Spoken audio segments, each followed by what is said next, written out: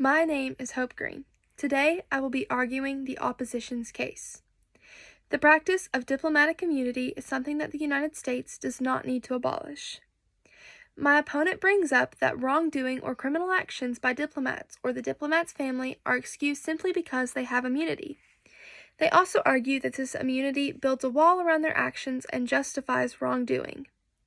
The origin of this practice is also brought up. They explain that the practice dates back thousands of years. They justify the doing away by stating that the practice is old and outdated. They also argue that the solution would be for the United States to just abolish it without warning because other countries would immediately follow suit.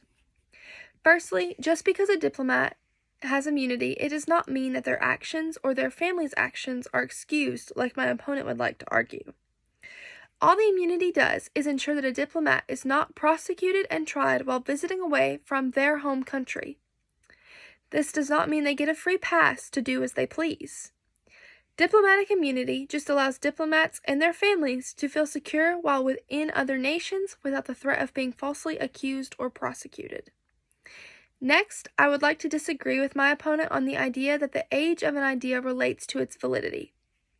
The idea that just because the practice has been around for thousands of years and was used throughout majority of cultures in time does not mean that it is outdated.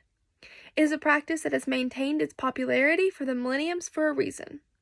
There are lots of practices or institutions that are still in place and have been for longer that are still celebrated.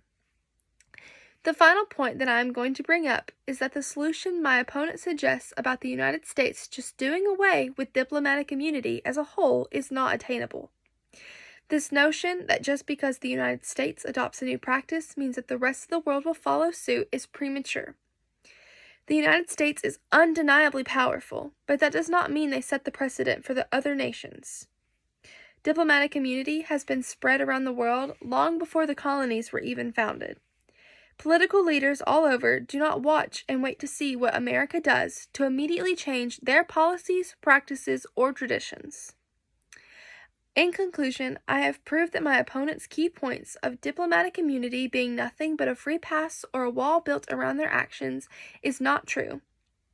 That the argument that the practice is outdated and should be discarded because of its age is not valid, and that the solution to just abolish diplomatic immunity cold turkey would be unreasonable because that does not influence the rest of the world or its leaders. The practice of diplomatic immunity is something that the United States does not need to abolish. For the reasons stated above, I urge you to vote for the opposition's case.